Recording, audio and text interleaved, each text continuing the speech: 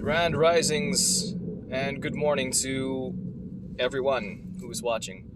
Before we begin, I just want to say that these aren't for my own thoughts. It's a way for me to just be fully self-expressed and just say what's on my mind. And usually I have a lot of clarity and a lot more powerful frequency in the morning, which is awesome.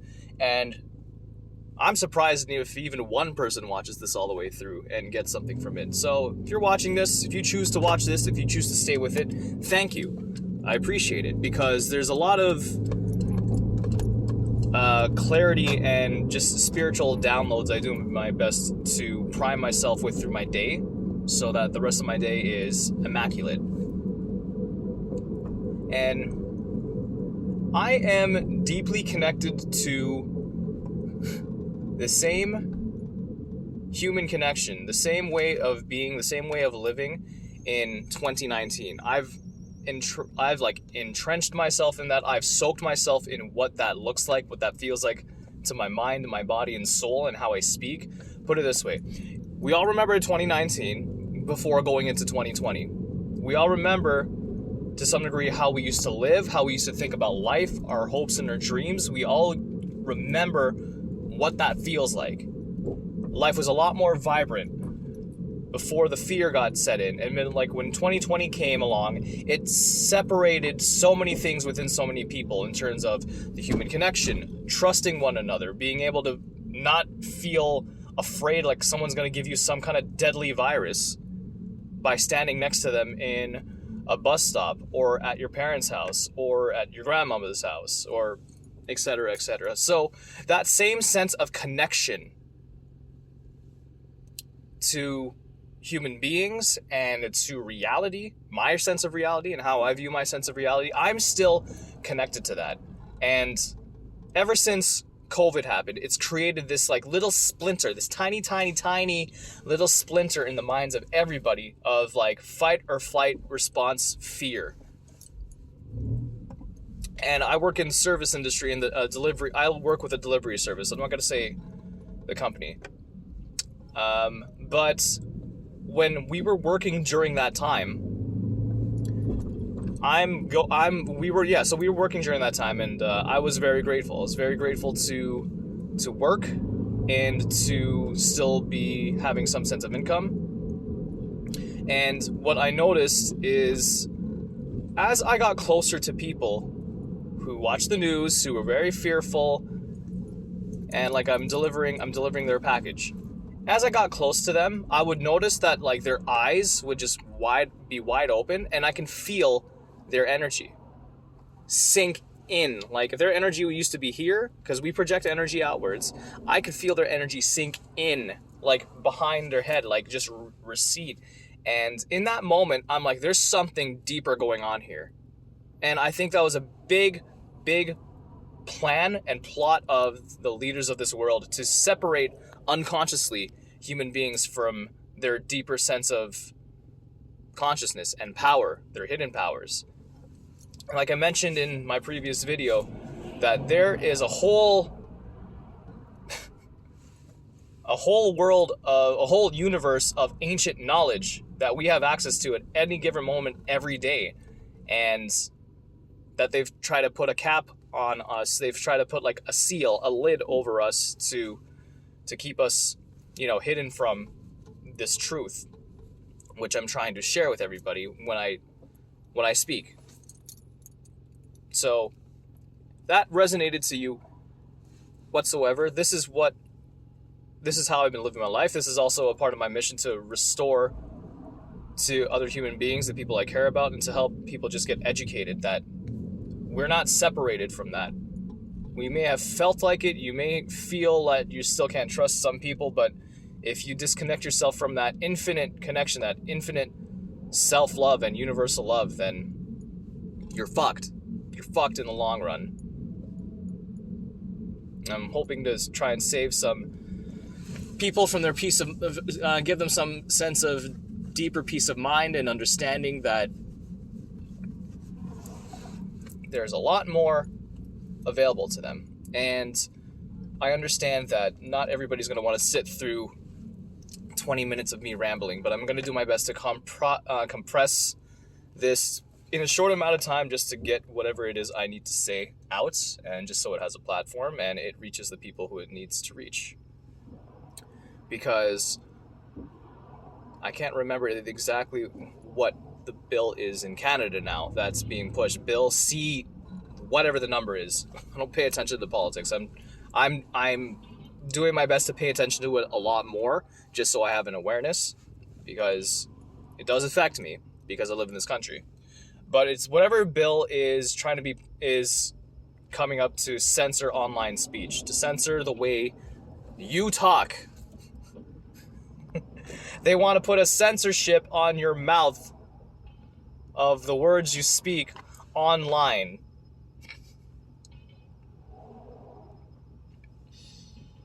Imagine that for a minute. Imagine you're not allowed to say certain things because it goes against this bill, this law. You can't say X, Y, and Z about X, Y, and Z because we said so. Like, imagine. Let's just picture this for a minute. It's like saying that. I'm trying to find a really, I love the analogies I use because they make sense to me, and hopefully they'll make sense to other people when I say it. To some extent, you all know what I'm saying, right?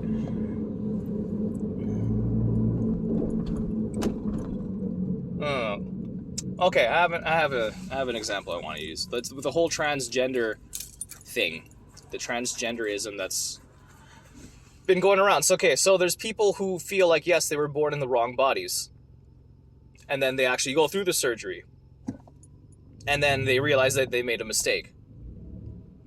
Now, the unfortunate and very, very sad thing about this is too many people have taken their lives in the process of that. So to all of you, rest in peace, rest in paradise. I hope you are watching over your loved ones. But the people who have made that transition and transitioned back, who have now spoken out about it, saying that these people are fucking evil, they're child groomers, they are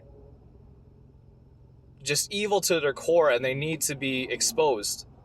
So the people who detransitioned, saying that, are counted as transphobic, and that's what you're not allowed to say. So they want to put a censorship on social media,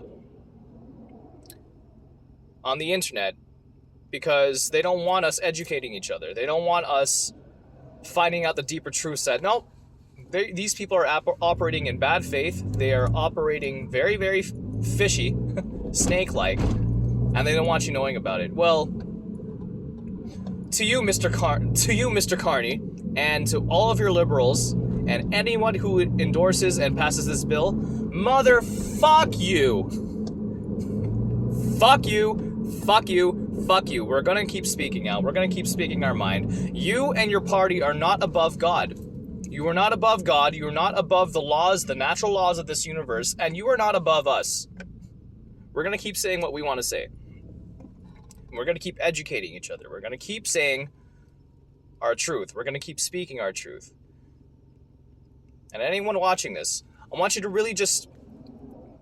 Did I say this yesterday morning? Yes, I did. No, I said this in my first video. To censor yourself, to bite your tongue, to really hold back what it is you need to say, you do yourself such a disservice in the long run, because what does that build into over time? You can't fully express yourself. You hold on to things you need to say.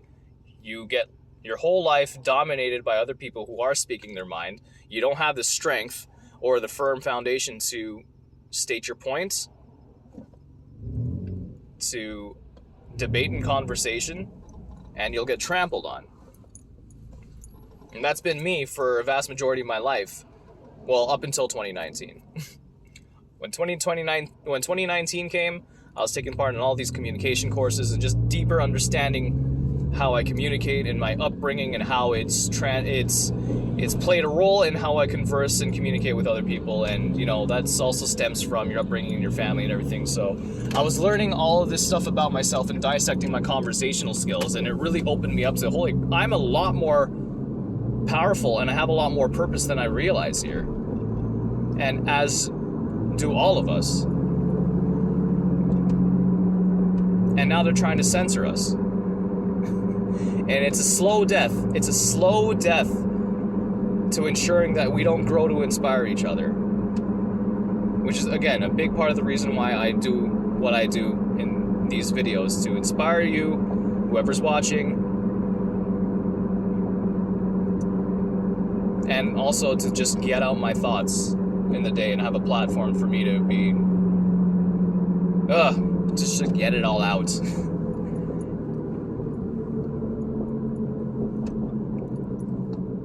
And I'm at level 34 in life. If you know why I'm saying I'm at level 34, then you know I'm not saying I'm X, Y, and Z years old. But most of my 20s, I wouldn't say I've dicked around, but I was, you get caught up in the party of life. I've already had the party of life already. So now in this time, it is time for me to buckle down and work hard towards something that's greater than me.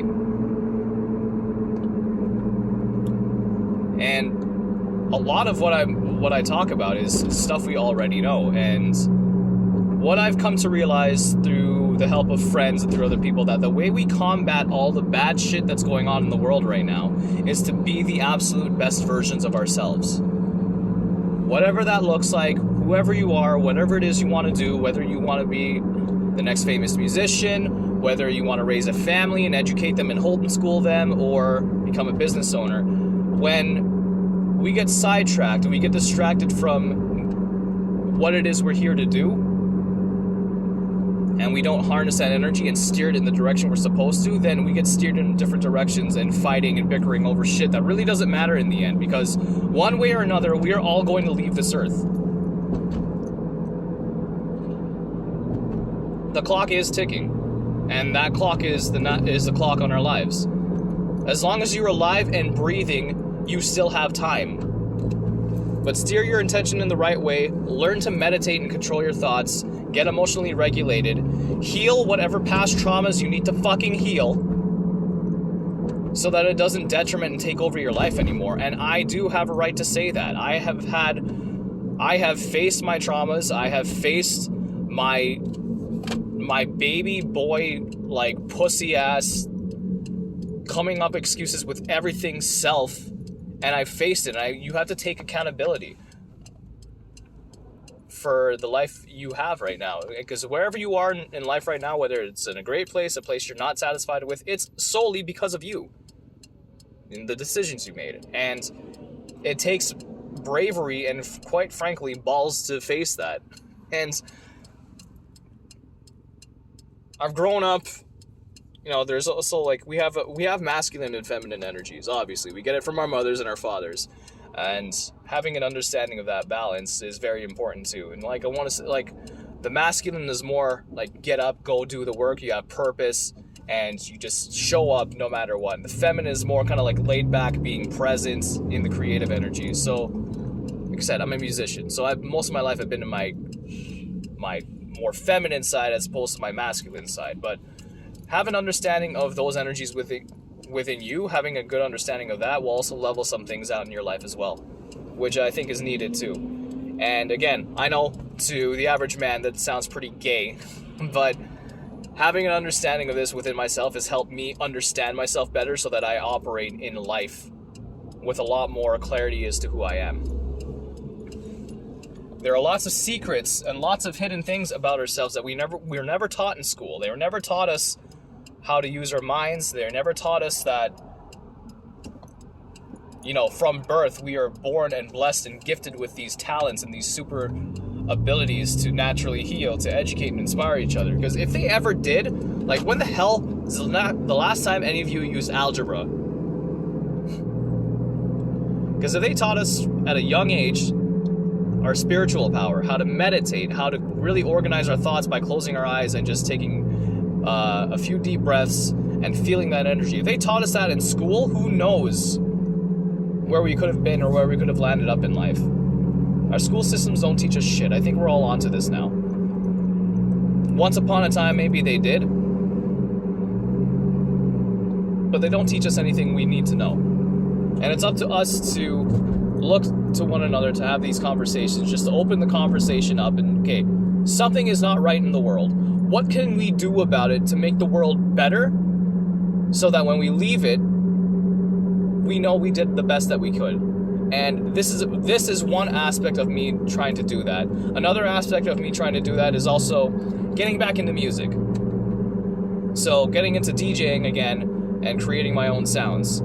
Sounds that have told stories of my life, the love I've had for different women, the experiences of life communicating to me in between those times when I've loved women or when I've been by myself, and have connected me to deeper truths that there's more. There's more for us to be experiencing than our 9-to-5s. Every single one of you who's listening to this, you are born for it. I don't give a shit if you're broke. I don't give a shit if you're divorced. If you're at, like, the last 10 or 20 years of your life, you still have purpose and you still have amazing, amazing experiences every day for you to experience. But if you give up now, then the people around you don't succeed. That's how important you are. The universe is unfolding within you as it is unfolding within me. We're all here to inspire each other and to do good and to experience the riches and the splendors of this life. And you're worthy of it. So that's it. I'm doing my best to comprise this in under 10 minutes. We're at 16 minutes and 30 seconds now, so I'm gonna put a lid on it, cap it up, see what I come up with tomorrow.